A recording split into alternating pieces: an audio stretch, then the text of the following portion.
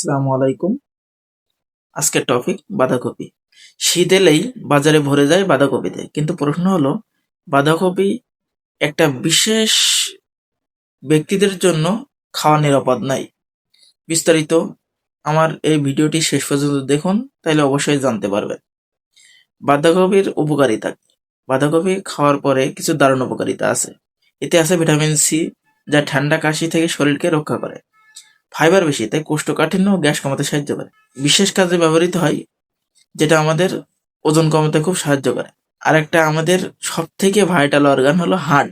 অধিকাংশ বাংলাদেশের বিশেষজ্ঞদের মতে অধিকাংশ বাংলাদেশিরাই হার্ট এবং কোলেস্টেরলে আক্রান্ত। তাদের জন্য বাঁধাকপি সব থেকে উপকারী একটা সবজি হিসেবে কাজ করে। বাঁধাকপি হার্ট ভালো রাখতে এবং কোলেস্টেরল কমাতে সাহায্য করে। এখানে কাঁচা সালাদ বা হালকা রান্না দুইভাবে উপকার পাওয়া যায়। এখন আসি অপকারিতা সম্পর্কে। বাঁধাকপি বেশি খেলে হতে পারে গ্যাস, পেট ফাঁপা, থাইরয়েডের সমস্যা বেড়ে যাওয়া। আমি আগেই বলেছি থাইরয়েড সম্পর্কে। হজমে গোলমাল, বিশেষ করে কাঁচা বাঁধাকপি সবার জন্য নিরাপদ নাই। এখানে কারা খেতে পারবে না? যাদের থাইরয়েড আছে। বারবারই কিন্তু আপনাদের ইঙ্গিত দেওয়া হচ্ছে, থাইরয়েড রোগীদেরকে সতর্ক করা হচ্ছে।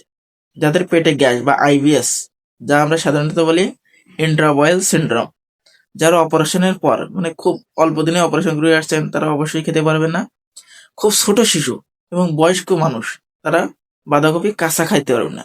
তাদের জন্য রান্না করা বাঁধাকপি ভালো।